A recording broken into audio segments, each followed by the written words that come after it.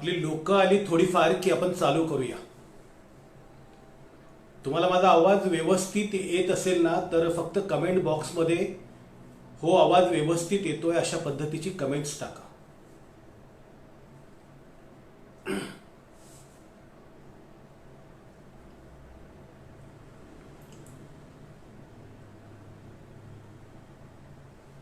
Doctor Somnath Kadam आले असतील तर त्यांनी कमेंट्स करा की आलोय म्हणून.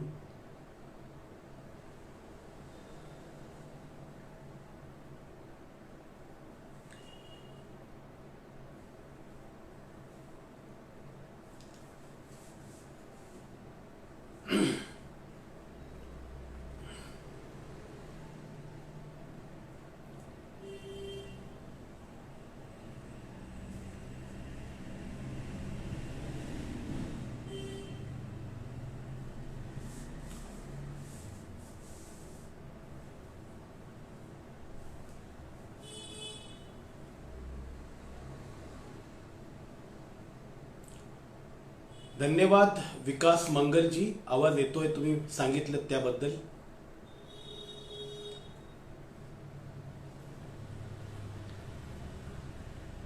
संघटनेचे काही लोक आले असतील तर त्यांनी कृपया कमेंट बॉक्समध्ये कमेंट्स करा. कुठून आलेत, काय कुठल्या जिल्ह्यातून तुम्ही आहात. एक थोड्या वेळात आपण मी माझ्या विषयाला सुरुवात करेन.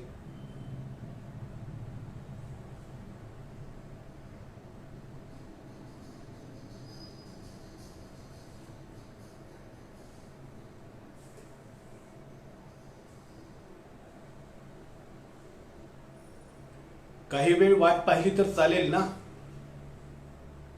का विषयाला सुरुवात करायची.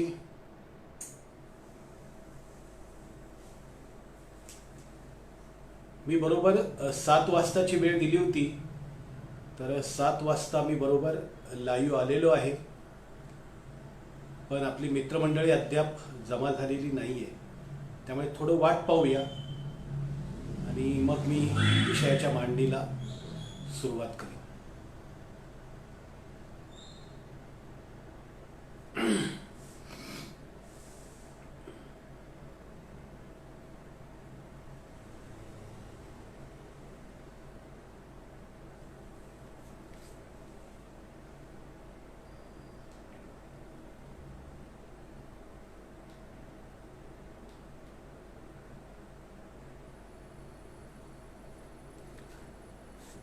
धन्यवाद संजय मोहितेजी. कदम सर, थोडं थांबायचं का सुरू करूया. तुम्ही सांगाल तसं 1-2-5 मिनिटं थांबूया, अजून लोक जमा होतोपर्यंत, की सुरू करूया.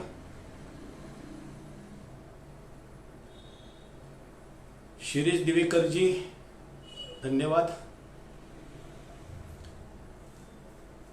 धन्यवाद कदम सर.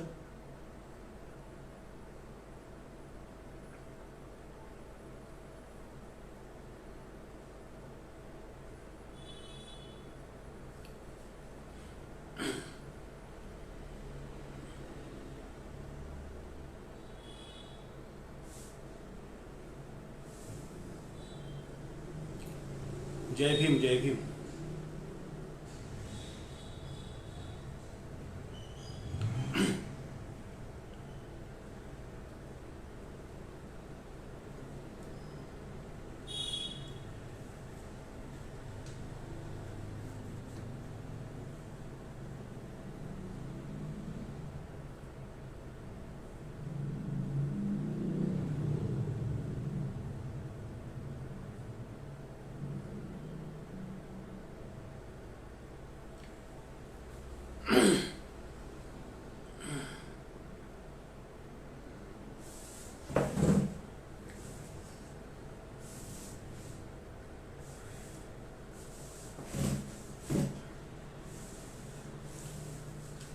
जमा होऊ द्या. ठीक आहे सर, ठीक आहे.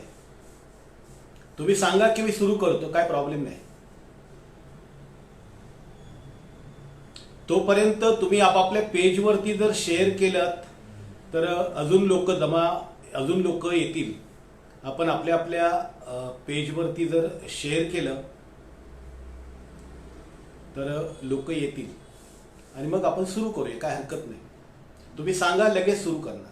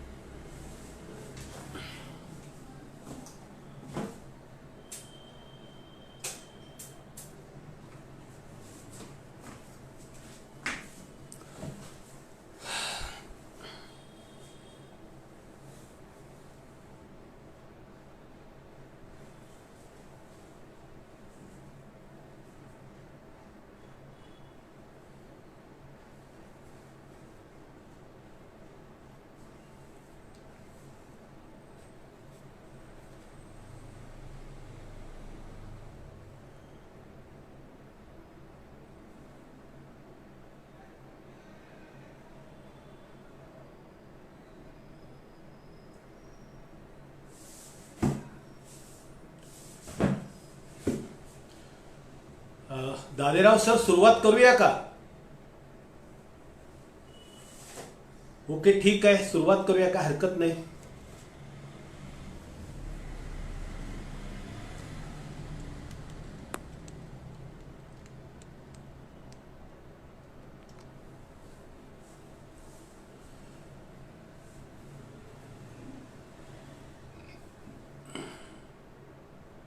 साहित्यरत्न, लोकशाहीर अण्णाभाऊ साठे यांच्या शतकोत्तर जयंती उत्सवाच्या निमित्तानं सिंधुदुर्ग कणकवली इथल्या लसाकम क्रांतिकारी कामगार संघटनेच्या वतीनं लसाकम क्रांतिकारी प्रबोधन व्याख्यानमालेत मला आमंत्रित केलं. त्याबद्दल सर्व सदस्यांचं मी आभार व्यक्त करतो. यासाठी सगळ्यात पहिल्यांदा आभार मी मानतो की डॉक्टर सोमनाथ कदम सर यांनी मला संपर्क केला आणि त्यानंतर त्यांच्याशी बोलणं झाल्यानंतर मला अण्णाभाऊ साठेंच्या वरती गेले जवळपास एक 15-20 वर्ष झाले आपण सतत बोलत असतो.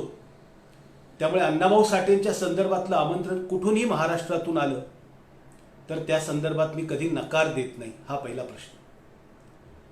दुसरा महत्त्वाची गोष्ट अशी की शतकोत्तर म्हणजे गेली 2 वर्ष आपण सर्वच्या सर्व लॉकडाऊन आणि कोरोनासारख्या महामारीशी झुंजत असताना जे नवे प्रश्न एकंदरीत समाजासमोर आले आणि त्यातनं काही नवीन गोष्टी समोर आल्यात आणि त्यानंतर आता कुठे थोडंफार ओपन होत नाहीये किंवा उघड होत नाहीये तोपर्यंत तिसऱ्या लाटेची घंटा वाजते. असं जरी असलं तरी आपण सर्वच्या सर्व लढाऊ समाजातली लोक आहोत. त्यानंतर या लसाकमच्या साधारणतः 26 जिल्ह्यांमध्ये ही संघटना काम करते. यावर्षी अण्णाभाऊ साठेंची जयंती साजरी करत असताना मला कदम सरांनी अशी माहिती दिली की या संस्थेच्या वतीनं अण्णाभाऊ साठेची जयंती खूप मोठ्या प्रमाणात आणि डॉक्टर बाबासाहेब आंबेडकरांच्या विचारांना केंद्रीभूत ठेवून निळा झेंडा घेऊन ही सादर करण्यात आली. या ठिकाणी संघटनेचे अनेक पदाधिकारी आहेत. त्याच्यामध्ये या कार्यक्रमाचे जे अध्यक्ष आहेत डॉक्टर देवीदास हरगिले, त्यानंतर सुधाकर भिंगारदिवे, डॉक्टर सुनील भिसे, राजाराम फाळके, नारायण कुचेकर, डॉक्टर राजा ताडेराव, प्राध्यापक महापुरे, डॉक्टर मधुकर दाभाडे, संजीव मोहिते, प्राध्यापक संताराम वैरागे, साहेबराव आवळे, त्यानंतर प्राध्यापक मनोज कांबळे, विकास मंगल, समर्थसेन पेठे, सुरेश तिळणे, पांडुरंग गायकवाड, सौ संजीवनीताई घोंगडे, महादेव बाबर, लक्ष्मण बोडके आणि रवी कांबळे या सगळ्या लोकांनी ही जी व्याख्यानमाला जी आहे ती यशस्वी करण्यासाठी चांगल्या पद्धतीनं पुढाकार घेतलेला आहे. त्या सगळ्यांचं मी आभार मानतो आणि त्यांना धन्यवाद देतो. विषयाला सुरुवात करण्यापूर्वी मित्रांनो, माझा जो विषय आहे की अण्णाभाऊ साठेंचा वारसा आणि आपण, हा विषय मुद्दामून घेण्याचं कारण असं आहे की या ठिकाणी ज्या पद्धतीनं आपण एकंदरीत समाजामध्ये विविध प्रकारच्या चळवळी, विविध प्रकारचे झेंडे घेऊन समाजात काम करतायत, तर या संदर्भात कुठला तरी गोंधळ होऊ नये आणि त्याची आपल्याला सुसंगती लागता येते का, तर त्या संदर्भात बोलण्यासाठी मी हा विषय मुद्दामून असा घेतला की अण्णाभाऊ साठेंचा वारसा आणि आपण. त्यापूर्वी बंधूंनो, आपण एक विचार करूया मित्रांनो की आपण अण्णाभाऊ साठे किंवा कुठल्याही महापुरुषाची जयंती का साजरी करतो. कुठल्याही महापुरुषाची जयंती साजरी करायची असेल तर त्याच्या मागे काहीतरी हेतू असला पाहिजे. पण आपल्याला असं दिसतं की गेल्या काही काळांमध्ये जयंती साजऱ्या करण्याला एक उत्सवाचं रूप आलेलं आहे. 4 नेते बोलवायचं, 2 वक्ते बोलवायचे, बँड लावायचा, झेंडे मिरवायचे, तेवढ्या दिवसापुरता उत्सव करायचा. त्यानंतर वेगवेगळ्या प्रकारच्या पक्षातून लोकांना बोलवायचं आणि अशा पद्धतीनं आजकाल सगळ्याच जवळपास महापुरुषांच्या जयंत्या आणि पुण्यतिथ्या साजऱ्या होत आहेत. पण मी याच्यावरती अनेक वर्ष झाले विचार करतोय. त्यामुळे मी असा एक विचार केला की महापुरुषांच्या जयंत्या का साजऱ्या केल्या पाहिजे किंवा अण्णाभाऊ साठेंची जयंती नेमकी आपण का साजरी केली पाहिजे. तर त्याचं पहिलं कारण काय जर असेल तर या महामानवाने आपल्यासाठी जो त्याग केला, जे काम केलं, जो वारसा आपल्याला दिला, त्या संदर्भामध्ये आपण कृतज्ञता व्यक्त केली पाहिजे. कृतज्ञता व्यक्त करण्याच्या सोबत याचं कारण असं आहे की अत्यंत हलाखीच्या परिस्थितीमध्ये अण्णाभाऊंचं जे जीवन जगणं आणि अतिशय कमी आयुष्य म्हणजे 49 वर्षाचं आयुष्य लाभलेला हा महासाहित्यिक, जागतिक कीर्तीचा साहित्यिक अण्णाभाऊ साठे, त्यांच्या संदर्भातली कृतज्ञता व्यक्त केली पाहिजे. दुसरा याच्यामधला जयंती किंवा पुण्यतिथी साजरा करण्यामध्ये एक हेतू असतो, तो म्हणजे ह्या महापुरुषांनी दाखवलेला जो मार्ग आहे तो नेमका काय आहे, आपण त्या संदर्भामध्ये आपण काय केलं पाहिजे किंवा नेमका त्यांचा वारसा काय आहे. अनेक वक्ते, अनेक विचारवंत, अनेक अभ्यासक वेगवेगळ्या अंगाने त्याची मांडणी करतात. पण ह्या सगळ्यांचा केंद्रबिंदू असं काय आपल्याला करता येतो का, याच्यातलं एक प्रिसी किंवा त्यांचा सारांश काही काढता येऊन अण्णाभाऊ साठेंनी जो आपल्याला वारसा दिला तो नेमकेपणानं मांडता येतो का. त्याचं एक कारण असतं की अशा उत्सवातून तो पद्धतीचा जो वारसा आहे, त्याने दाखवलेला जो मार्ग आहे, त्या मार्गाची चर्चा आपल्याला झाली पाहिजे. तिसरा या जयंती किंवा पुण्यतिथी साजरा करण्यामागचा हेतू असा असतो की त्यांनी वारसा दिला, त्यांनी मार्ग दाखवला, मग आपण त्या मार्गावरती आहोत का, आपण त्या मार्गावरती चालतो आहोत का. अण्णाभाऊ साठेंनी आपल्या जीवनामध्ये आयुष्यभर जे तत्व, जी मूल्य जोपासली, त्या मूल्यांवरती आपण चालतो आहे का, की अण्णाभाऊ साठेंची आपली जयंती ज्या दिवशी असते त्या दिवसापुरता आपण झेंडे मिरवायचे, अण्णाभाऊ साठे जय म्हणायचं, त्यांच्या नावाने मोठमोठ्या प्रकारची होर्डिंग लावायची आणि दुसऱ्या दिवशी परत एरे माझ्या मागल्या आपण परत आपल्या आपल्या असणाऱ्या कोशामध्ये जाऊन बसायचं. याच्यासाठी सिंहावलोकन करण्यासाठी सुद्धा अण्णाभाऊ साठेंची जयंती साजरी करणं अत्यंत गरजेचं आहे. आणि त्यातला चौथा सगळ्यात मोठा हेतू असा असतो की अण्णाभाऊ साठेंनी ची कृतज्ञता आपण व्यक्त केली, अण्णाभाऊ साठेंनी दाखवलेला मार्ग आपण समजला, आपण त्या मार्गावर कितपर्यंत गेलो हे आपल्याला समजलं.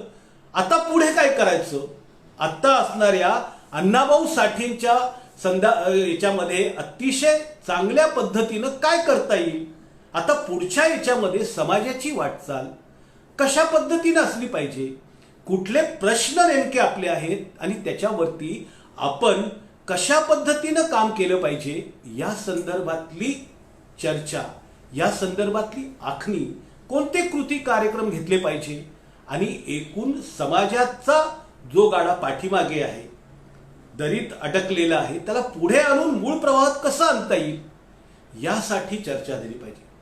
माझं व्याख्यान मी या 4 मुद्द्यांच्या भोवती करणार आहे. पहिलं, जसं मी तुम्हाला सांगितलं की अण्णाभाऊ साठेंच्या संदर्भातली कृतज्ञता व्यक्त केली पाहिजे. कृतज्ञता का व्यक्त केली पाहिजे व अण्णाभाऊ साठेंचा? अण्णाभाऊ साठेंनी असं काय काम केलं?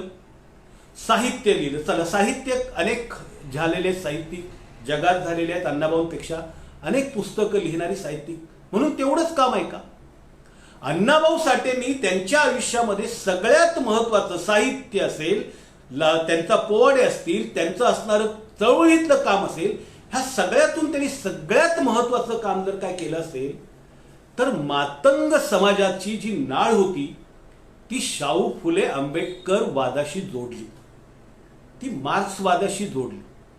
म्हणजे पूर्वीच्या काळामध्ये तुम्ही जर पाहिलं तर पारंपरिक मातंग समाजाचा जर आपण विचार केला की जो मातंग समाज पारंपरिक पद्धतीनं लक्ष्मी आई, धुरपता आई, रेणुका माई अशा वेगवेगळ्या पद्धतींच्या असणाऱ्या देवी देवतांच्या मागे जाऊन आपल्या मुलांना वाघ्या मुरळे करणं, दे दान सुटे गिरांसारखं गिरण मागत फिरणं, इतकंच नाही तर देवदासी सोडणं, अशा प्रकारचं काम करणाऱ्या, अशा प्रकारची जी मांडणी करणार, अशा प्रकारची संस्कृती आणि रूढी परंपरा पाळणाऱ्या समाजातून अण्णाभाऊ साठेंनी ही जी नाळ आहे शाहू फुले आंबेडकरी विचारांशी जोडल्यामुळे त्या पोतराजाच्या असणाऱ्या घरातून प्राध्यापक निर्माण व्हायला लागले, डॉक्टर निर्माण व्हायला लागले, चांगल्या पद्धतीचे असणारे वकील निर्माण व्हायला लागले, इंजिनियर व्हायला लागले.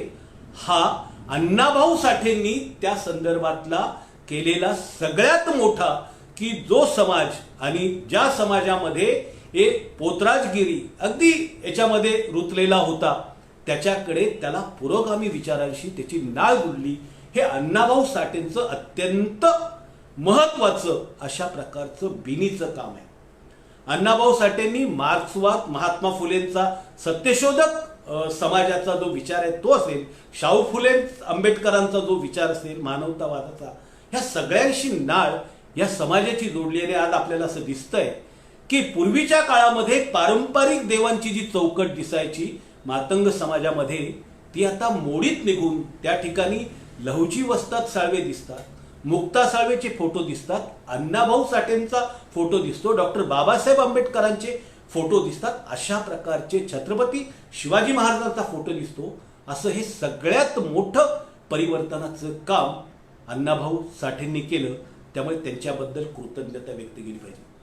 आणखी एका कारणासाठी अण्णाभाऊ साठेंची कृतज्ञता व्यक्त केली पाहिजे, ती म्हणजे अण्णाभाऊ साठेंनी आपल्या साहित्यातून गावकुसाच्या बाहेर निवडुंगाच्या बनात अतिशय म्हणजे ज्यांना कोणी समाज विचारत नव्हतं, ज्यांची दखल घेत नव्हतं, ज्यांची नोंद नव्हती कुठल्याही ठिकाणी, ज्यांना गुन्हेगारी समाज म्हणून समजला जात होता, अशा प्रकारच्या लोकांमधला असणारा नायक आणि त्यांची परिस्थिती, त्यांच्या कथा, त्यांच्या व्यथा, त्यांचं दुःख, त्यांचा स्वाभिमान, त्यांचा लढा हा साहित्याच्या दृष्टिकोनातून अण्णाभाऊ साठेंनी मांडला.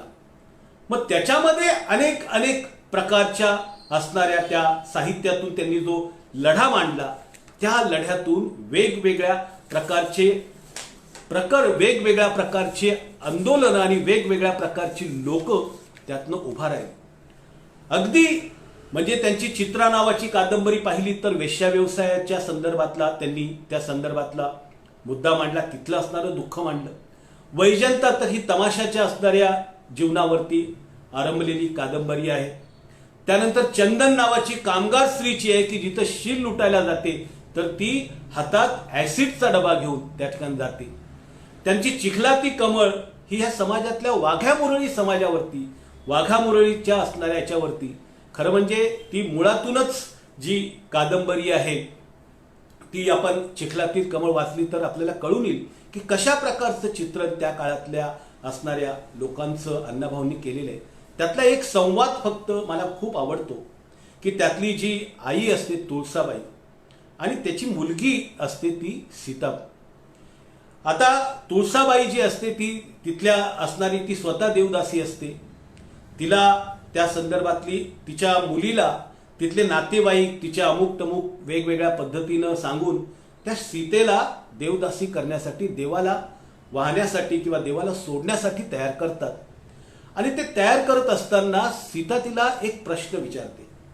एक प्रश्न काय विचारते की आई ग, तुझं लग्न कुणाशी झालंय? तर सीता म्हणते माझं लग्न देवाशी झालंय. आणि मग आता माझं लग्न कुणाशी होणार आहे? तर ती म्हणते तुझंही नाव देवाशी. अरे जर समजा तुझं लग्न देवाशी झालं असेल तर तो जो देव आहे तो माझा बाप झाला, माझ्या बापाशी माझं लग्न लावते हे का?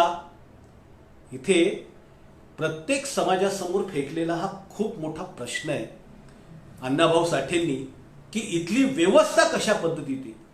आपण आज आंतरजातीय विवाहामध्ये सैराटची खूप मोठ्या पद्धतीमध्ये आपण चर्चा करतो, पण त्या काळामध्ये आवडी आणि धनाजीचा असणारा प्रेम प्रकरणी तिने ओलांडलेली, म्हणजे आवडीनं आपल्या स्वतःच्या याच्यासाठी, स्वातंत्र्यासाठी, प्रेमासाठी जी जातीची म्हणजे ओलांडा केलेला आहे ते केवढं मोठं काम आहे. आपण आज सैराट, पण त्या काळामध्ये अण्णाभाऊ साठेंनी आंतरजातीय विवाहाच्या संदर्भातला मुद्दा त्या काळात होती.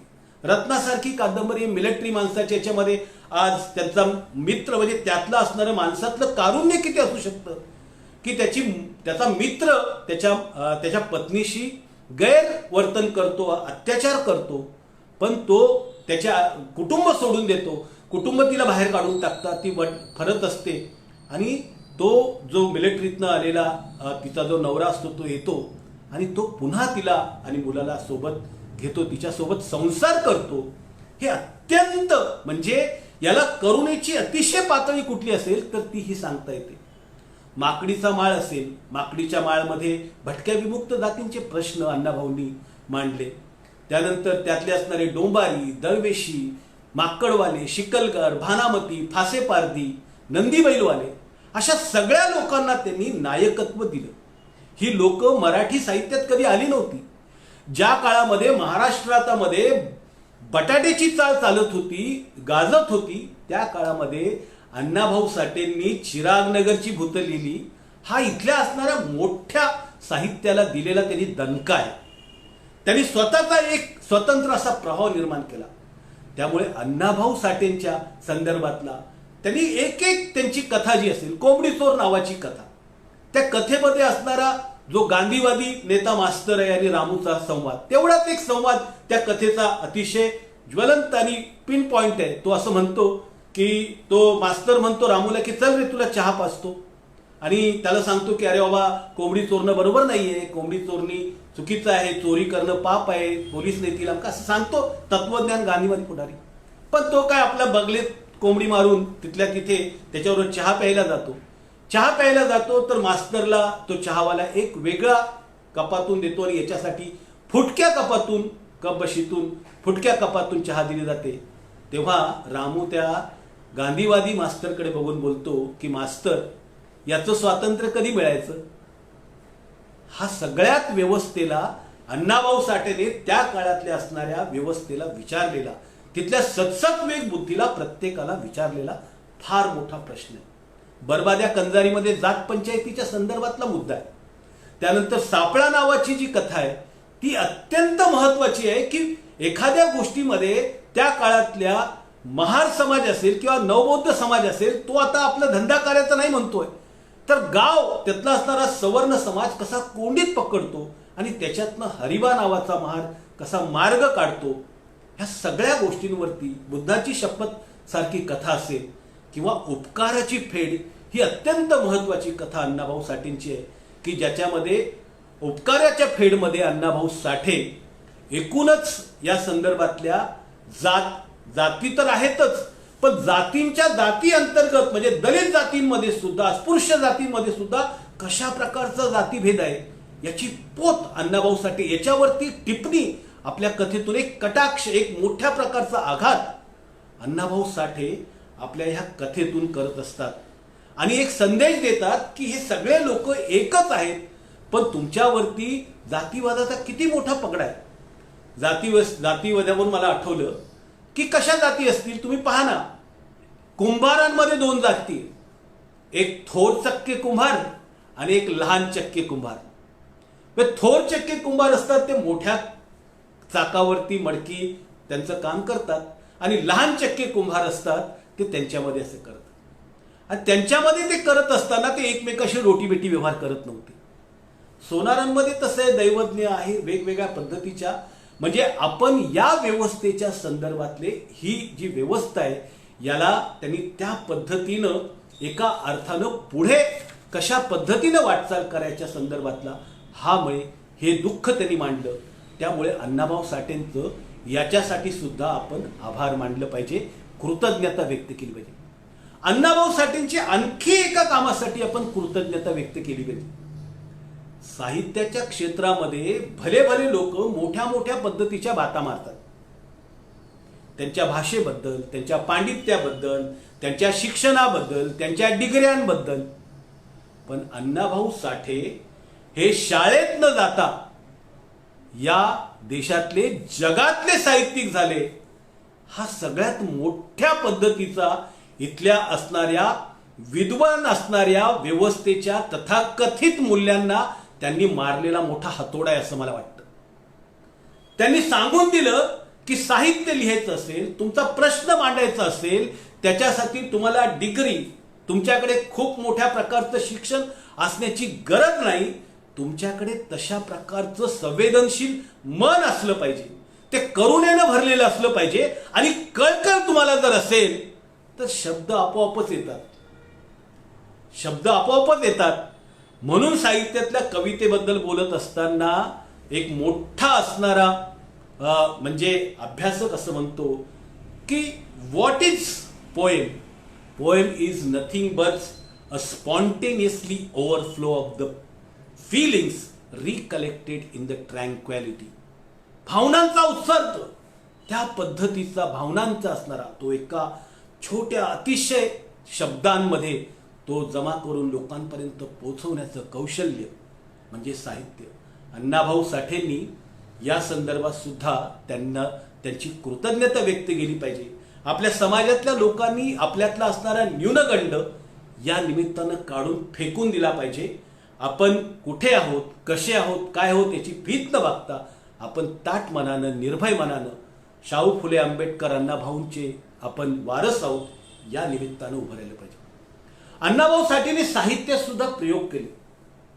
त्यांनी अण्णाभाऊ साठेंनी स्वतः त्यांचे असणारे जे मित्र आहेत त्यांनी त्यांच्या आठवणीमध्ये लिहिलंय की अण्णाभाऊ साठेंनी 1942 सालीच त्यांनी त्यांच्या घरातला असणाऱ्या तांब्या पितळ्याचे देवांचे जे टाक होते ते जमा केले आणि ते सगळेच्या सगळे वारणेच्या नदीमध्ये वाहून टाकले, तिथे विसर्जित केले. आणि तुम्ही पहा की साहित्याच्या क्षेत्रामधली गण असेल, गवळण असेल, पारंपरिक कृष्ण पेंद्याचं भांडण त्या काळात यायच्या, गवळणी यायच्या. नमनाला गण म्हटलं, गणेश वंदन केलं जायचं. अण्णाभाऊ साठेंनी ते संपूर्ण त्याला फाटा देत त्या ठिकाणी मायभूमी आणली. त्या ठिकाणी छत्रपती शिवाजी महाराज आणले, त्या ठिकाणी महात्मा फुले आणले. अशा महापुरुषांना त्यांनी तिथे नमन केलं. त्या ठिकाणी पेंद्या आणि गवळणीची असणारी जी गवळण आहे त्याचं ते जाऊन त्या ठिकाणी कामगाराला, शेतकऱ्याला, लोकांच्या प्रश्नांवरती अण्णाभाऊ साठेंनी त्या काळामध्ये लोकनाट्य लिहिले. म्हणजे हा त्या काळातला असणारा एक वेगळ्या धाटणीचा. त्यामुळे सुद्धा आपण अण्णाभाऊ साठेंचं कृतज्ञता व्यक्त केली पाहिजे. देशभक्ती, माणुसकी याच्याच संदर्भातली पेरणी त्यांनी केली पाहिजे. अण्णाभाऊ साठेंनी आपल्या साहित्यातून एका प्रथेचा खूप मोठा उल्लेख केलेला आहे. नवीन मुलं पाहत असतील त्यांना कदाचित ते माहिती नसेल. जुन्या लोकांना जर तुम्ही विचारलं त्याचं नेमका कारण काय होतं ते तुम्ही त्यांना नक्की विचारा. मी तुम्हाला ते सांगतो की जोगीन आणणे नावाची एक प्रथा मातंग समाजामध्ये मोठी होती. तिची खोबऱ्याची वाटी होळीच्या वेळेला साधारणतः हा सण केला जायचा. याच्या मागे मातंग समाजातील चांगल्या लीडर आणि भरपूर अशी ताकद असणाऱ्या, समाजाचं ऐक्य करणाऱ्या लोकांच्या कत्तली करण्याचं, खून करण्याचं षडयंत्र या जोगीन प्रथेमध्ये होतं. त्या प्रथेच्या संदर्भात असं सांगितलं जातं की एकीकडे त्याच्या असणारी नारळाची वाटी त्या होळीतून या होळीत घेऊन जायची आणि तोपर्यंत दुसऱ्या गावातल्या असणाऱ्या त्या लोकांना की तुझ्या होळीतलं नारळ घेऊन गेलेलं आहे आणि त्या पद्धतीने तुझा अपमान झाला, तुझ्या गावाची शान गेलेली आहे. त्या निमित्तानं तशा पद्धतीनं त्याचा खून करायचा, मारून टाकायचं, तलवारीनी कुऱ्हाडीनी जे मिळेल त्यांनी मारून टाकायचं. त्या काळामध्ये धरणामध्ये अस्पृश्य समाजातल्या लोकांना गाडलं जायचं, त्याला सांगितलं नाही जायचं, ठरवलं जायचं. नवीन लग्न कुणाचं झालेलं आहे, हा जोडपा दिसतो, त्यांना बोलवायचं, खायला प्यायला द्यायचं आणि सांगायचं त्या तिथे जाणी वरतून त्यांच्यावरती दगड टाकून त्यांना तिथे पुजून टाकायचं. इतकी अमानुष पद्धत या देशामध्ये होती मित्रांनो, इतकी अमानुष पद्धत की आपण तालिबानचा विचार करतो आज, पण तालिबानपेक्षाही तालिबान तरी त्याचा निपात करण्यासाठी कधी ना कधी लोक उभी राहतील, पण गेली हजारो वर्ष इथल्या ज्या तालिबानीच्या बद्दल आपण संदर्भामध्ये त्याची असणारी लक्तरं टांगून आपण त्यांना कधी बाहेर काढणार आहोत का, हा प्रश्न आपण आपल्याला विचारलं पाहिजे. आणि त्या जोगीन प्रथेच्या वरती अण्णाभाऊ साठेंनी त्याला विरोध करत, त्याचा आपल्या साहित्यामध्ये करत की ही कशा पद्धतीची करंटी आणि खराब पद्धत होती त्याच्यावरती त्यांनी त्या पद्धतीनं भाष्य केलंय. त्याबद्दल सुद्धा अण्णाभाऊ साठेंचं आपण कृतज्ञता मानली पाहिजे. या सगळ्या गोष्टीच्या संदर्भामध्ये त्यांनी जे काम केलेलं आहे त्या निमित्तानं आपण त्यांना या संदर्भामध्ये अण्णाभाऊ साठेंचे जितके आभार मानू, जितक्या वेळा त्यांच्यासमोर नतमस्तक होऊ तितकं आपल्याला आहे.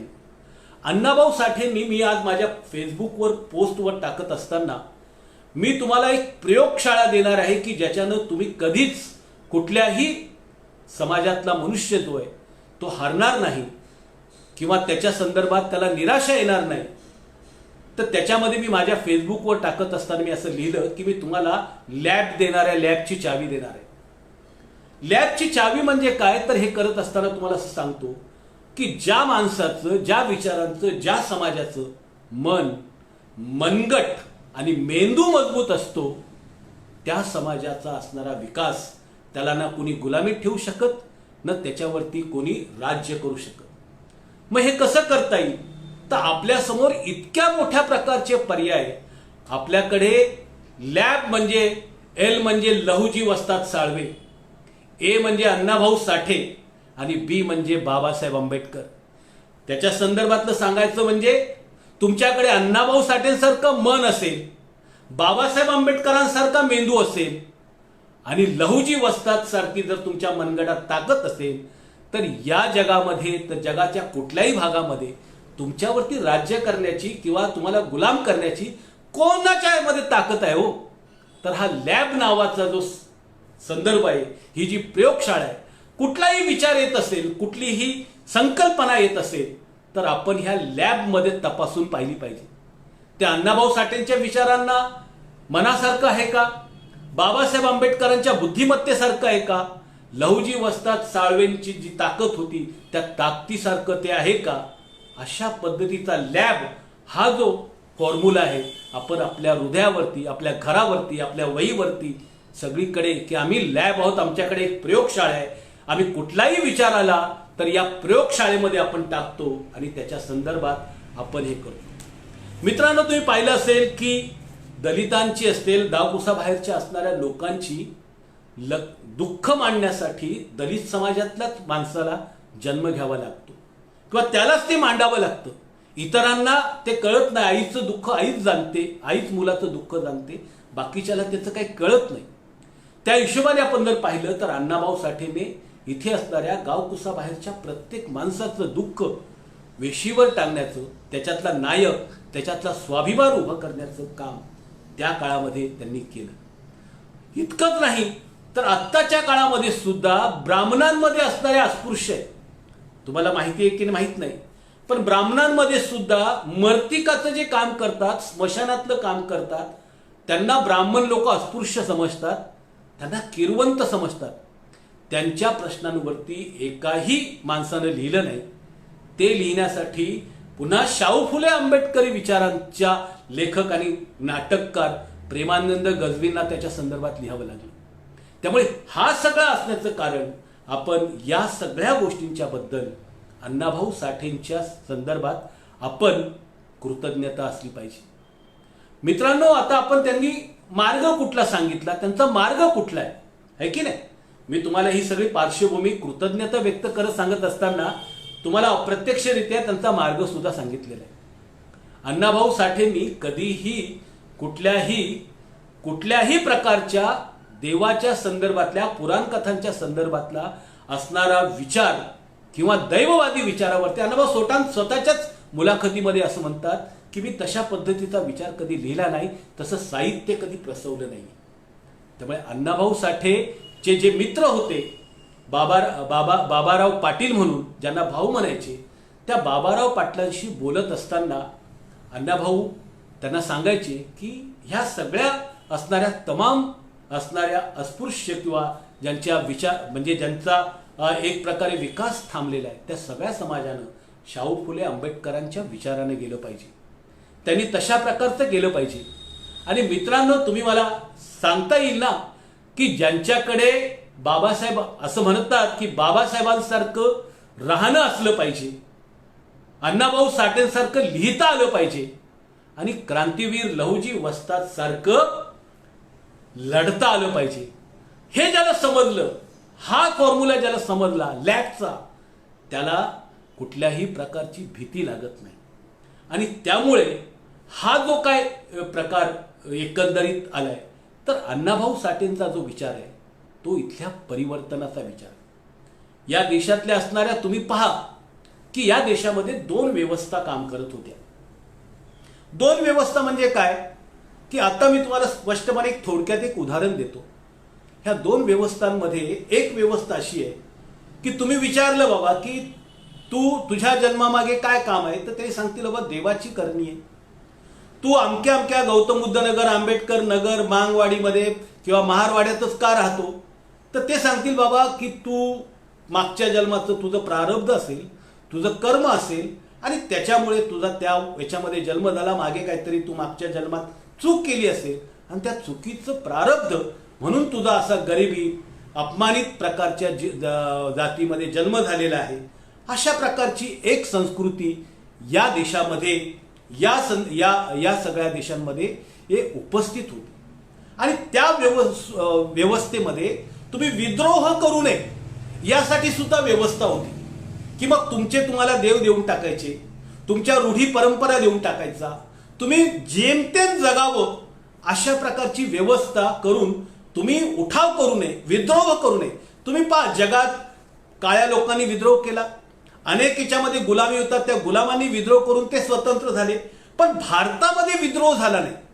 भारतामध्ये विद्रोह होण्यासाठी खूप काळ जावा लागला आणि अजूनही मोठ्या प्रमाणात परिवर्तन आणि विद्रोह होत नाही. आजही लोक जातीच्या असणाऱ्या त्या तटबंदीला अडकून राहतात, स्वतःच्या जातीचा गर्व मानतात, त्या जातीतल्या असणाऱ्या गोष्टींचा गर्व मानतात.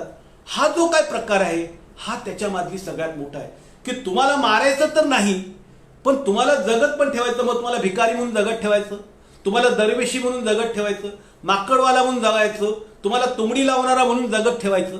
तुम्हाला स्वतंत्र होऊ द्यायचं नाही. तुमच्याकडे अर्थसत्ता येऊ द्यायची नाही, तुम्हाला शिक्षण सत्ता येऊ द्यायची नाही, तुमच्याकडे माध्यम सत्ता येऊ द्यायची नाही, तुमच्याकडे राजकीय सत्ता येऊ द्यायची नाही, तुमच्याकडे सांस्कृतिक सत्ता येऊ द्यायची नाही.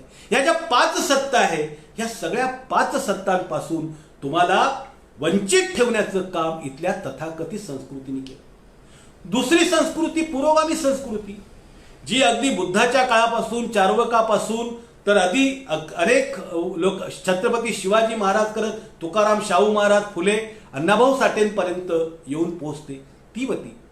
ती पद्धत, ती संस्कृती असं सांगते की बाबा मी जर समजा महाडवाड्यात किंवा चांभारवाड्यात किंवा आदिवासी वाड्यात जर जन्माला आलं असेल तर माझी परिस्थिती अशी का आहे, याचं कारण काय, याचे प्रश्न विचार, याचा शोध घे. मी कुणामुळे गरीब आहे, माझं शिक्षण का झालं नाही. बाकीच्या याच्यामध्ये जर लोक शिकलेल्या 2-2, 3-3 पिढ्या दिसत असतील तर माझ्या याच्यामध्ये माझा आजोबा निरीक्षर का होता, तो का चांबडं सोलत होता, त्याला का ढोरं वडायला लागायची, त्याला का जोहार करायला लागायचा, त्याला का गावातून येत असताना त्याच्या पायातली चप्पल ही डोक्यावर घेऊन जायला लागायची. हे प्रश्न विचारायला, आणि मग त्याला असं कळतं की या देशातल्या धर्म आणि संस्कृतीमध्ये विषमता होती. इथल्या धर्मानं, इथल्या जाती व्यवस्थेनं, इथल्या असणाऱ्या धर्माला अटॅच असणाऱ्या सरंजामवादी व्यवस्थेनं आम्हाला या देशामध्ये गुलाम ठेवलेला आहे. आम्हाला या देशामध्ये शिक्षणापासून आर्थिक सत्तेपासून सगळ्या गोष्टीच्या संदर्भामध्ये त्यांनी आम्हाला वंचित ठेवलं आणि त्यामुळे आमचा विकास होऊ शकला नाही. आमच्या हजारो पिढ्या त्यामुळे नरक यातना जगत राहिल्या. हा प्रश्न विचारण्याचं काम ही पुरोगामी किंवा अण्णाभाऊ साठेंची संस्कृती आपल्याला सांगते. आणि त्याच्यासाठी ज्याने ज्याने तुम्ही पहा इतिहासामध्ये की ज्याने ज्याने या देशामध्ये समता आणण्याचा प्रयत्न केला, ज्याने ज्याने या ठिकाणी माणसाचा विचार मांडण्याचा प्रयत्न केला, त्या प्रत्येक माणसाचा या संस्कृतीमध्ये खून केला गेलेला आहे. प्रत्येक माणसाचा. अगदी बुद्धाचा विचार आला तर बुद्धांच्या असणाऱ्या भिक्षुकांची कत्तल केली गेली. त्यानंतर तुम्ही पाहत असाल तर तुकारामाचा तशा पद्धतीचा आपला होतो. इतकंच काय 12व्या शतकामध्ये जन्माला आलेले बसवेश्वर, महात्मा बसवेश्वर असतील किंवा चक्रधर स्वामी असतील किंवा संत रोहिदास असतील, या सगळ्यांचे चरित्र तुम्ही जर पाहिले तर या सगळ्यांनी माणसाचा विचार मांडण्याचा प्रयत्न केला, पण या सगळ्यांना ठार मारण्याचा प्रयत्न केला. बसवेश्वरांना का ठार मारलं गेलं? कारण की त्यांनी एका मातंग समाजाच्या असणाऱ्या मुलाचा विवाह 12व्या शतकामध्ये एका ब्राह्मण मुलीशी, शिवशरणाशी, तो म्हणाला की बाबा हे माझे शिवशरण आहेत, माझ्या पंथामध्ये आले, माझ्या तत्वामध्ये मांडायला आलेले आहेत, तर मी यांचा विवाह करू शकतो. त्या संदर्भात त्या काळातल्या असणाऱ्या सवर्ण व्यवस्थेने संपूर्ण राजसत्तेला त्याच्या विरोधात केलं आणि तिथल्या असणाऱ्या म्हणजे बसवेश्वरांची, त्यांच्या 2 पत्नी, त्यांची मुलं, त्यांचे भाचे आणि त्यांचे हजारो शिवशरण जे होते त्यांच्या कत्तली केल्या गेल्या. अक्षरशः ते वचन साहित्य जे होते महात्मा बसवेश्वरांचं ते घेऊन पळावं लागलं आणि ते जपावं लागलं. हा एक उदाहरण.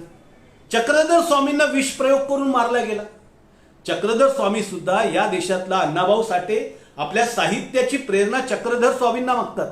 ते असं म्हणतात की आम्ही त्यांचे वारसदार साहित्याची प्रेरणा मानतो. याचं कारण असं की ज्यानं ज्ञानालाच मोक्ष समजलं, ज्यांनी ज्ञानालाच मोक्ष समजलं, त्या चक्रधर आणि त्या महानुभाव पंथाच्या साहित्यकांचे आम्ही वारसदार आहोत.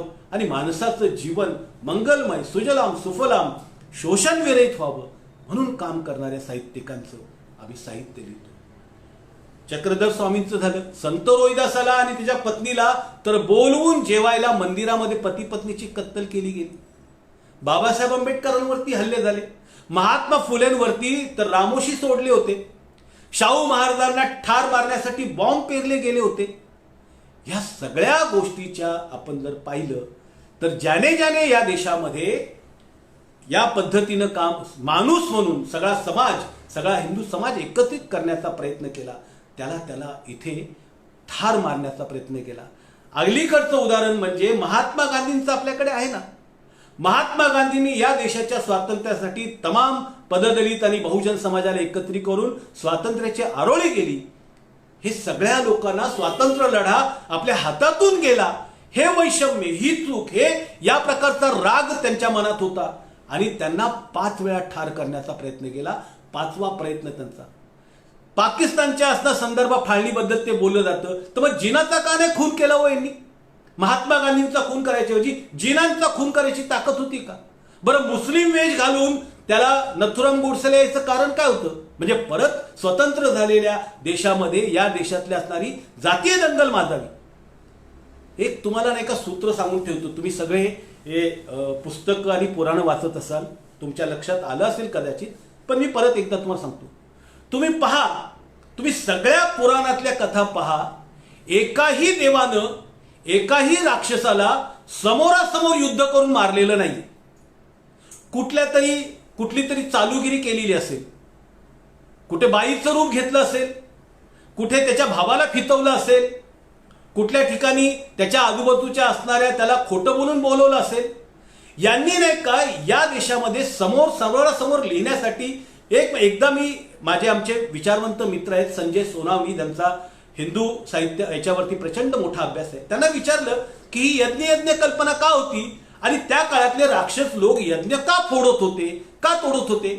तर त्यांनी सांगितलं की ह्या त्या काळातले जे आर्य लोक होते हे यज्ञ कळत असताना या देशातल्या असणाऱ्या राक्षस लोकांच्या असणाऱ्या गुरढोरं, मुलं, त्यांची संपत्ती, हे सगळंच्या सगळं उचलून आणून त्यांना निष्कल हे करण्यासाठी, कंगाल करण्यासाठी त्यांचं धान्य असेल ते आणून यज्ञामध्ये टाकत होते. आणि त्याच्यामुळे हे राक्षस लोक जे होते, किंवा ज्यांना राक्षस म्हणले गेलं, खऱ्या अर्थ ते मूळ निवासी होते, ते मूळ निवासी लोक या असणाऱ्या यांच्या यज्ञाला विरोध करत होते, त्याच्यावरती हल्ला करत होते.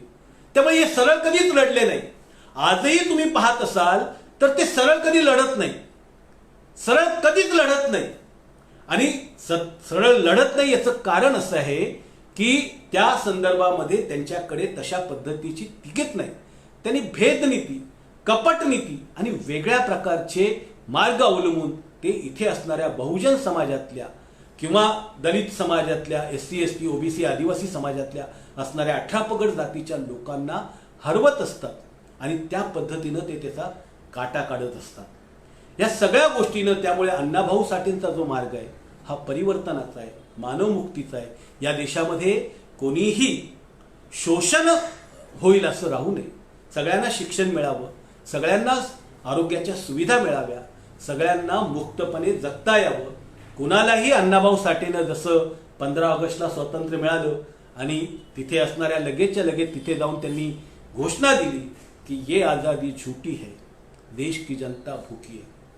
याचं कारण असं आहे मित्रांनो की आजही देश की जनता झूठी, ये आजादी झूठी है, देश की जनता भूखी है, याच्यात फार मोठा बदल झालेला आहे असं आपल्याला दिसत नाहीये. किंबहुना दुसऱ्या गुलामगिरीची तयारी होते आहे की काय, अशा प्रकारचे. म्हणजे आपण अण्णाभाऊ साठेंचा असणारा वारसा कुठला, त्यांचा वैचारिक वारसा कुठला, या संदर्भात मी तुम्हाला थोडक्यात सांगितलंय. आता प्रश्न येतो, आपण ह्या सगळ्या महापुरुषांची नावं घेतो, जय भीम करतो, जय लवजी करतो, जय अण्णा करतो, जय क्रांती करतो, अनेक वेगवेगळ्या प्रकारच्या घोषणा, जय शिवाजी, वेगवेगळ्या प्रकारच्या घोषणा आपण देतो. पण खरंच का हो आपण ह्या अण्णाभाऊ साठे, शाहू फुले आंबेडकरांच्या मार्गावर आपण चालतो? आपण आपल्याला प्रश्न विचारला पाहिजे की आपण खरोखर अण्णाभाऊ साठेंच्या मार्गावरती चालतो का? तर याचं उत्तर आपल्याला अर्धसत्य, म्हणजे काही लोक प्रयत्न करतात पण जवळपास त्यातले असणारे 85% सुद्धा जास्त लोक हे पारंपरिक चौकटीमध्ये जगत असतात. ते या संदर्भात उठावासाठी घाबरत असतात. आणि त्यामुळे आपल्याला असं दिसतंय की आजही आपले शिक्षणाचे प्रश्न असतील, आजही आपले रोजगाराचे प्रश्न असतील, आजही आपले राजकीय हक्कांचे प्रश्न असतील, किंवा आजही आपल्या असणाऱ्या इतर सगळ्या असणाऱ्या प्रश्नांच्या वरती आजही आपल्याला असं दिसतं की गावात आजही महारवाडा आहे, आजही मांगवाडा आहे, आजही सांबारवाडा आहे. आजही शहरामध्ये गेल्यानंतर आंबेडकर नगर आहे, आज लवजी वस्ताद नगर आहे. आजही त्या ठिकाणी तुम्ही राहणाऱ्या जी लोकांची स्थिती पाहिली तर आजही स्वातंत्र्याचा अमृत महोत्सव आपण साजरा केला आहे, त्याच्यामध्ये फार काही बदल झालेला असं नाही. पण काही लोकांमध्ये बदल झालेला आहे. मग त्यांना ज्यांच्यामध्ये बदल झाला त्यांनी काय केलं बरं? त्यांनी शाहू फुले आंबेडकर, अण्णाभाऊ, लवजी वस्ताद साळवे, मी तुम्हाला लॅबचा जो फॉर्म्युला सांगितला, लॅबची जी चावी सांगितली, जी प्रयोगशाळा सांगितली, त्या लॅबच्या याच्याने ते वागले आणि त्यामुळे ते त्या पद्धतीने. आज प्रश्न असा उपस्थित होतो की आत्ताच्या स्वातंत्र्याच्या 75व्या स्वातंत्र्य दिन साजरा करत असताना माळशिरसमध्ये मातंग समाजाच्या असणाऱ्या कुटुंबाला स्मशानात जागा मिळत नाही. आज तुम्ही तिथे जागा मिळत नाही याचा अर्थ असा की गर्व से कहो हम हिंदू आहे एकीकडे बोलायचं आणि दुसरीकडे त्यांना त्यांचे अधिकार द्यायचे नाही. हा कुठल्या प्रकारची संस्कृती जगता होतो? आजही नितीन आगेचं प्रकरण असेल, न्याय मिळालाय का? आरोपी कसे सुटून जातात?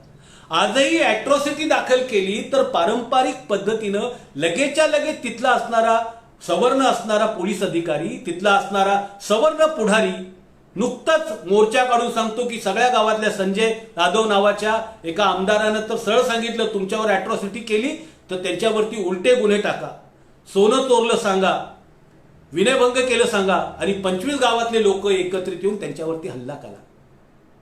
कशा पद्धतीच्या देशामध्ये आपण राहतोय ना, कशा पद्धतीच्या देशामध्ये आपण राहतोय. मग आता तरी आपल्याला अक्कल आली पाहिजे की नाही. आपण मांग, महार, चांभार, ढोर, आदिवासी हे आपसातले भेद मिटवले पाहिजे की नाही. माणूस म्हणून उभं राहिलं पाहिजे की नाही. अण्णाभाऊ साठेंनी हेच स्वप्न पाहिलं होतं ना. अण्णाभाऊ साठेंनी स्वप्न हेच पाहिलं होतं आणि त्यामुळे त्यांनी या देशातलं असणारं क्रांतिगीत, सगळ्यात अगदी चळवळीचं क्रांतिगीत ज्याला म्हणता येईल, ते अण्णाभाऊ साठेंनी त्या काळात लिहिला.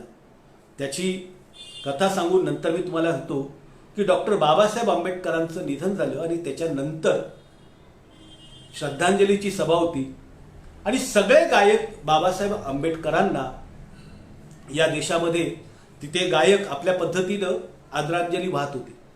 एक झाला, दोन झाला, वेगवेगळ्या प्रकारच्या लोकांनी, गायकांनी, शाहिरांनी आपली कवनं बाबासाहेब आंबेडकरांच्या गौरव उद्गारापर गायली. अगदी शेवटची वेळ आली आणि त्यानंतर तिथे असणाऱ्या शाहीर अमर शेख आणि बाकीच्या लोकांनी विचारलं की अण्णा, तू गाणं म्हणणार आहे की नाही, किंवा तू बाबासाहेबांच्या संदर्भात गाणं सादर करणार आहे का नाही. अण्णाभाऊ विचारत होते. अण्णाभाऊनी एक कागद घेतला आणि थोडक्यात बाजूला गेले आणि तेवढ्या असणाऱ्या 10-15 मिनिटांमध्ये त्यांनी ते गाणं लिहिलं आणि ते गाणं तमाम असणाऱ्या शोषित पीडित लोकांच्या याचं क्रांतिगीत ठरावं अशा प्रकारचं गाणं आहे. ते असं म्हणतात की जग बदल घालून गाव गेले सांगूनी मला भीमराव. गुलामगिरीच्या या चिखलात ऋतून बसला हा ऐरावत. गुलामगिरीच्या चिखलामध्ये हा ऐरावत ऋतून बसलाय. मग अंग झाडून निघ बाहेर घे बिनीवरती धाव. धनवंतांनी तसेच छळले, धर्मांधांनीही पिळले, मगराने जणू माणिक गिळले, चोर झाले साव. अगदी तुम्हाला तुमचा शत्रू, तुम्हाला कुणाबद्दल लढायचं आहे आणि कुणाच्या सोबत जायचं आहे हे या पद्धतीने जर समजा आपण समजून घेतलं, हे आपल्या असणाऱ्या याच्यावरती कोरून ठेवलं, लॅब नावाचा जो फॉर्म्युला तुम्हाला सांगितला की मेंदू बाबासाहेबांचा, मन अण्णाभाऊ साठेंचं आणि ताकद लहुजी वस्ताद साळवेची. लॅब, आपल्याकडे लॅब आहे. त्या लॅबमध्ये प्रत्येक विचाराला, प्रत्येक असणाऱ्या शोषित पीडित ज्याचा ज्याच्यावर अन्याय झाला त्याने आपल्याला त्या लॅबमध्ये टाकून बघावं. तुम्हाला मार्ग सापडले. 21व्या शतकाचं होतं. जग कुठे कुठे पुढे पुढे चाललंय. सांस्कृतिक इतिहास देशाचा बदलत चाललेला आहे. नवे प्रश्न निर्माण होत आहेत आणि अजूनही आपल्या देशातले जुने प्रश्न सुटायला तयार नाही. त्यातनं माणूस बाहेर यायला तयार नाही. गेल्या एक 8 दिवसांपूर्वी अमेरिकेतल्या एका असणाऱ्या संस्थेची ऑनलाईन एक चर्चासत्र झालं. त्याच्यामध्ये मी भाग घेतला होता. पर्यावरणावरती ती परिषद होती. त्यांनी सांगितलं की येणारं जे 3रं महायुद्ध आहे ते जागेसाठी होणार नाही, धन दौलतीसाठी होणार नाही, देशाच्या हक्कासाठी होणार नाही. येणारं 4थं युद्ध जे आहे ते पाण्यासाठी होणार आहे. आपले जगण्याचे प्रश्न सुटलेले नाही, तर नवीन बाबासाहेब आंबेडकरांनी महाडच्या तळ्याला पाण्याला आग लावून या देशातल्या असणाऱ्या समतेच्या लढ्याचं रणशिंग फुकलं होतं. मग आपल्या समाजातल्या लोकांनी या दिशेने सुद्धा विचार केला गेला पाहिजे. आज आपण जसे पुरोगामी विचार जशा पद्धतीने अद्यावत होतोय तसा आपला शत्रू सुद्धा अद्यावत होतोय. आपल्या शत्रूच्या चाली, त्याचे असणारे डावपेच हे आपण ओळखले पाहिजे. आणि हे जोपर्यंत आपण ओळखू कधी, जेव्हा आपल्याकडे लॅब असेल, आपण लॅबमध्ये प्रत्येक विचार टाकून चाचपडून घेऊ, त्यावेळेस आपण त्यांना ओळखू.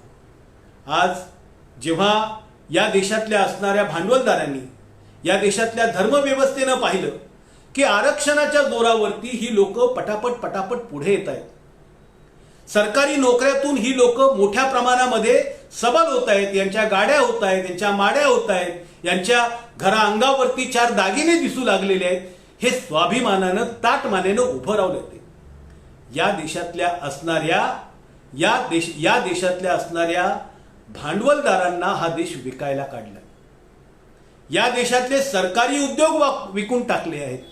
या देशातलं येणाऱ्या काळामध्ये धरणं विकली जातील. खनिज विकून टाकतायत, पेट्रोलियम विकून टाकतायत. त्यामुळे येणाऱ्या काळामधला आपण तर आपलं आयुष्य अर्धाधिक गेलेलं आहे, पण आपली मुळं बाळ आहेत. त्याने जर स्वाभिमानानं आणि क्रांतीनं जर जगावं, अतिशय चांगल्या पद्धतीने जगावं असं तुम्हाला वाटत असेल तर तुम्हाला या लढ्यात उतरावंच लागेल. त्याच्याशिवाय पर्याय नाहीये. तुम्हाला एकटं मांग म्हणून, एकटं महार म्हणून, एकटं सांबार म्हणून काही दलाली करून तुम्हाला 2-4 पैसे तुमच्या खिशात पडतील. एखाद्या महाराच्या मागाच्या घरावरती सोन्याची पात्र चढतील. एखादा लाचार लुच्चा लफंगा माणूस केंद्रामध्ये मंत्री सुद्धा होईल, पण त्याने समाजाचं भलं होत नाही. तो तिथला असणारा नव्या वेठबिगार असेल, आणि ह्या नव्या वेठबिगारीला जर तडा द्यायचा असेल तर आपल्यातल्या असणाऱ्या सगळ्या दलालांना, आपल्यातल्या असणाऱ्या सगळ्या भेदांना आपण तोडून टाकलं पाहिजे. तुम्हाला मी सांगतो की आजपासून 15 वर्षापूर्वी ज्यावेळेस मला मुलगी झाली, त्यावेळेस जाहीर सभेतून मी सांगितलं होतं की माझ्या घरात मुलगी झाली, अस्पृश्य समाजातल्या कुठल्याही तरुणानं, तिला अनुरूप अशा कुठल्याही तरुणानं माझ्या मुलीचा हात मागावा, त्याच्याशी मी त्याचं लग्न करून द्यायला तयार आहे. हे आजपासून 15 वर्षापूर्वी जाहीर सभेमध्ये मीही केली होती. आजही त्या पद्धतीची प्रतिज्ञा त्या काळामध्ये, आणि ती प्रतिज्ञा आपण पूर्ण केली. या सगळ्या गोष्टीच्या संदर्भात आपण तू मांग आहे, तू महार आहे, तू ढोर आहे, तू आहे, आपण सगळ्यांनी समान, आपले सगळ्यांचे प्रश्न जर समान असतील तर आपण एकत्रितपणे आलं पाहिजे. त्याच्याशिवाय पर्याय नाही. कारण की आपण बघत आलेलो आहे की आता आपल्यावरती, आपल्यात घुसून आपल्यात नवे दलाल काम करतायत. आज तुम्ही जर समजा आपल्या समाजातला कुठलाही माणूस जर गेला तर या देशातल्या असणाऱ्या ज्या पहिल्या फळीतले जे राजकीय पक्ष आहेत त्याच्यामध्ये तुम्हाला मुख्य प्रवाहामध्ये जागा नाहीये. तुम्हाला काय सांगतील, दलित आघाडीचा अध्यक्ष करतो तुम्हाला, तुम्ही मंत्री झाला तर समाज कल्याणचे मंत्री व्हाल, तुम्हाला अर्थ खातं, बिर्त खातं, महसूल खातं, बेकुल खातं विचारायचं नाही, पायरीनं राहायचं. अशा प्रकारची समज या देशात येते. मग आपल्याला आपल्या देशातल्या असणाऱ्या गोष्टीसाठी काम करावं लागणार आहे. मग काम काय करायचं, कशा पद्धतीने करायचं, म्हणजे आपल्याला आता कळलेलं आहे की आपला मनगट मेंदू आपल्याला मजबूत केला पाहिजे. आणि मग याच्यासाठी आपल्याला नेमकं काय करता येऊ शकतं, तर आपल्याला आपल्या समाजातल्या असणाऱ्या दुर्गुणांवरती काम केलं पाहिजे. आपल्याला आपल्या असणाऱ्या समाजातल्या असणाऱ्या दुर्गुणांवरती काम केलं पाहिजे. पहिलं काम केलं पाहिजे की आपल्या वस्तीमध्ये कुठलाही दारूचा, मटक्याचा, जुगाराचा किंवा ड्रग्सचा अड्डा असता कामा नये. तुम्ही ठरवून टाका, जिथे कुठे तुम्ही राहत असाल त्या ठिकाणी आजूबाजूला वस्तीमध्ये, आमच्या आजूबाजूच्या बाजूला कुठल्याही प्रकारचं दारूचं दुकान असता कामा नये. आपण असं बघतो की आपल्या असणाऱ्या वस्त्यांमध्ये मुलं, जी तरुण मुलं काम करायला लागतात, कडिया काम असेल, छोटं मोठं काम आहे, प्लंबिंगचं काम आहे, वयाच्या 17-18व्या वर्षी दारू प्यायची सवय लागते. तो अजून 2-4 वर्षामध्ये पक्का बेवडा होऊन जातो आणि 25-30व्या वर्षी त्याचा मृत्यू होतो. अशा शेकडो विधवा केवळ ह्या व्यसनाधीनतेमुळे असतो.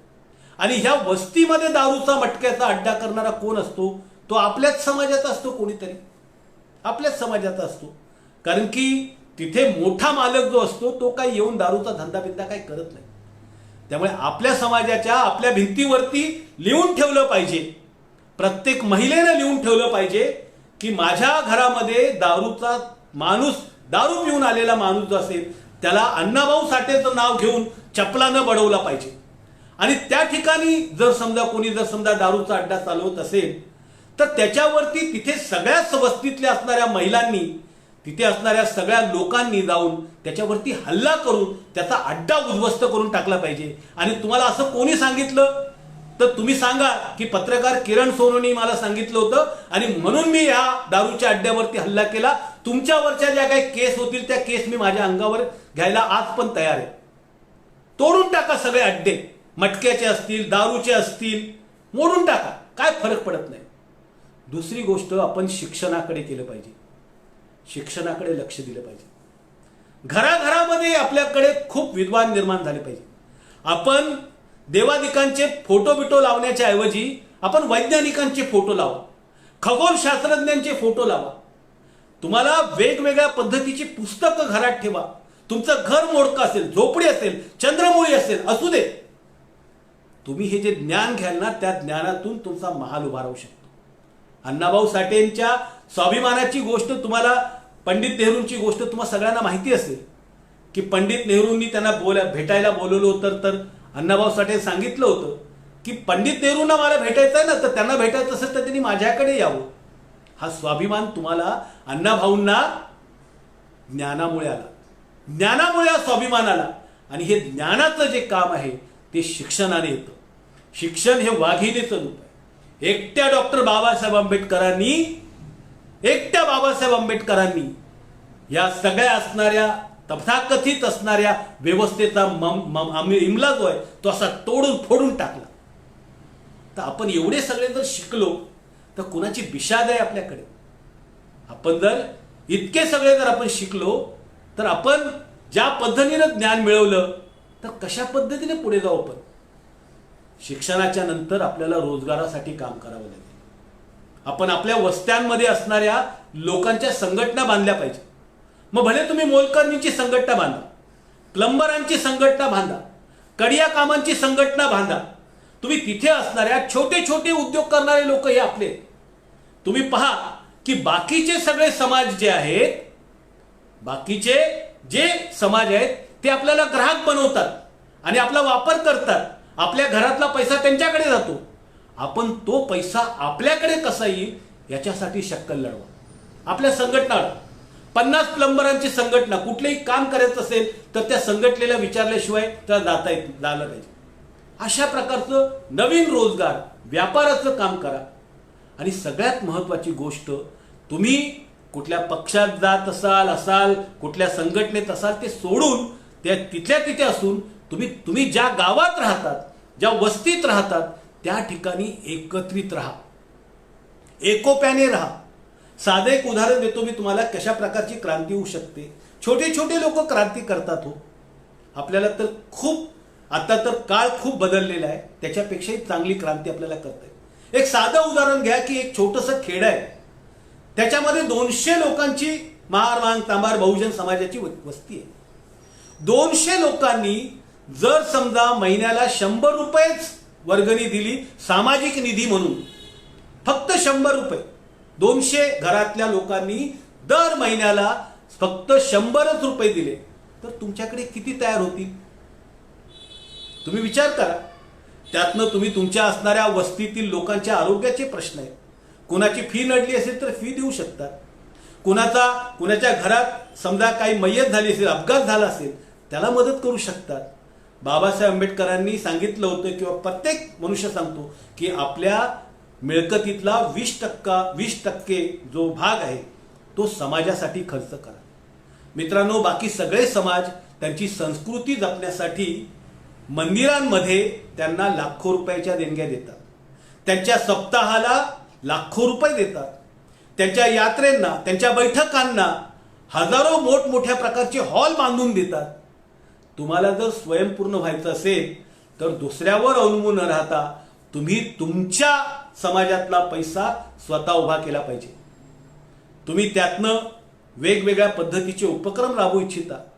आडीनडीला कुणाची मेडिकलची, इंजिनिअरिंगची फी, जर समजा एखादा चुणचणीत विद्यार्थी असेल त्याला चांगल्या पद्धतीने काम करू शकता. समाजामध्ये पूर्ण वेळ काम करणारा कार्यकर्ता असेल तर त्याला पगार देऊ शकता. आपण आता ह्या नव्या पद्धतीनं काम करायला गरजेचं आहे. आणि सगळ्यात महत्वाचं, नंतर आपण आपल्या नव्या संस्कृतीची उभारणी करायला शिकलं पाहिजे. नव्या संस्कृतीची उभारणी करायची म्हणजे काय?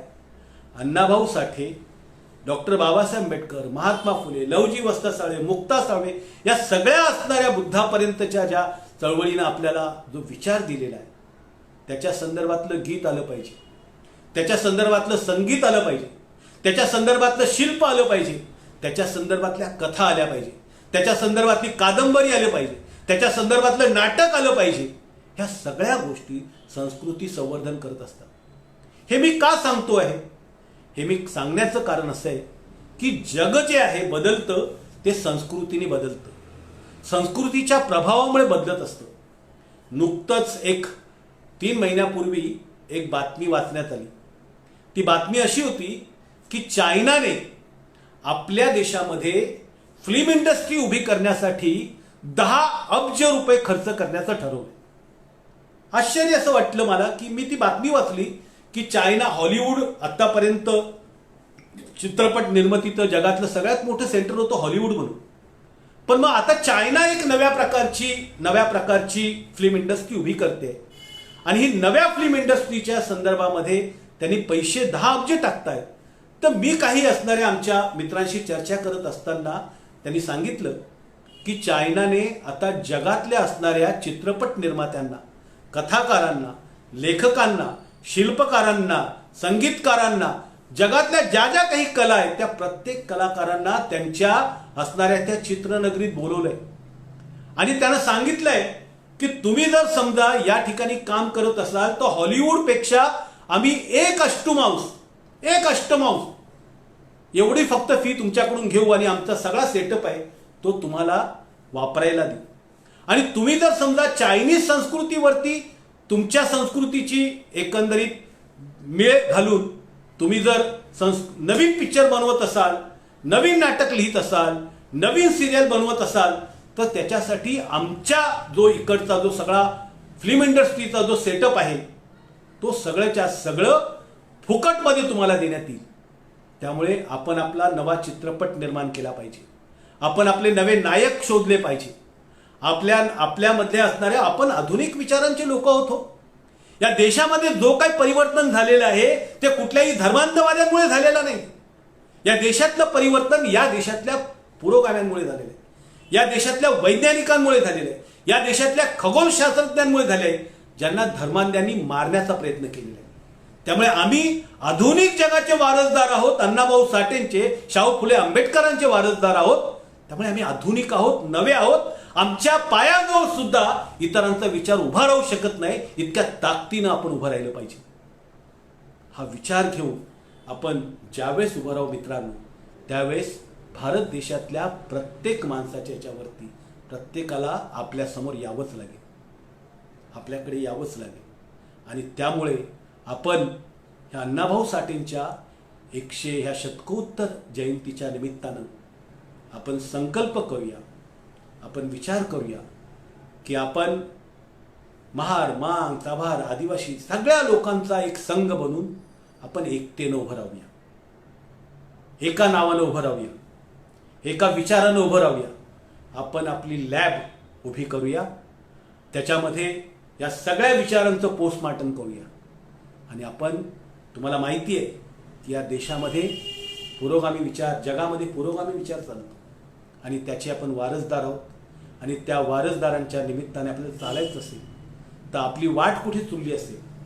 मधल्या काळामध्ये अतिशय दुःखद झालं होतं की अण्णाभाऊ साठेंच्या वाटे गावामधली माती राम मंदिरासाठी नेली गेली. मला हसायला आलं. जे अण्णाभाऊ साठेंनी आपले सगळे देवाचे टाक वारणा नदीत बुडवले, त्यांच्या इथली माती तुम्हाला मूर्ख बनवण्यासाठी, तुमच्यावरती धर्माचा पगडा टाकण्यासाठी, तुम्हाला व्यवस्थेमध्ये करण्यासाठी, तुम्हाला साम दाम दंड भेद या सगळ्यातून ते तुम्हाला लालच देऊ शकतात, तुमच्यात दलाल उभे करू शकतात, तुमच्यात फूट पाडू शकतात, तुमचे खून करू शकतात. पण तरी सुद्धा तुम्हाला उभं राहिल्याशिवाय पर्याय नाही. कारण उद्याचा सूर्य जर अण्णाभाऊ साठेंच्या नावाचा, महात्मा फुले शाहू आंबेडकरांच्या नावाचं जर उगवायचं असेल तर त्या पद्धतीनं तुम्हाला काम करावं लागेल, तुम्हाला याच्यासाठी झटावं लागेल. आणि हे ज्याला कळालं असेल, याच्याने जो जागृत समाज होईल, त्यातनं नवी क्रांती झाल्याशिवाय राहणार नाही. मग आमचं शोषण करायचं, आज शेतकऱ्यांचा प्रश्न असेल तो आपलाच प्रश्न आहे, कामगारांचा प्रश्न असेल, नवे कामगार येत आहेत, नवा कामगार कायदा येतोय ऑक्टोबरपासून, कामाचे तास 12 तास होत आहेत. म्हणजे तुम्ही फक्त कामासाठी जगायचं, खाली यायचं, झोपायचं, जनावरासारखं आणि मरायचं. अशा प्रकारची व्यवस्था, जिथे अमेरिकेमध्ये तुम्ही 1 तास काम केलं तर 1 तासाचा पैसा, 4 तास काम केलं तर 4 तासाचा पैसा, असं करून कामाचे तास कमी करून पगार वाढवण्याची जिथे ज्या देशामध्ये मांडणी होते तिथे आपल्याकडे पगार तोच आणि तास वाढवण्याची येत आहे. खाजगीकरण मोठ्या प्रमाणात येत आहे. उद्या परवा आपले असणारे धरणं विकले जाऊ शकतात, पाणी विकलं जाऊ शकतं, ह्या सगळ्या गोष्टी ही विकल्या जाऊ शकतात आणि आपल्याला त्याच्यासाठी संघर्ष करावा लागेल. त्यामुळे मित्रांनो, बंधूंनो, भगिनींनो, आयांनो, बहिणींनो, अण्णाभाऊ साठे आपल्यासाठी झटले, मेले. त्यांच्या याच्यामध्ये ज्या पद्धतीनं वयाच्या अकाली याच्यामध्ये आजारपणामुळे त्यांना जावं लागलं.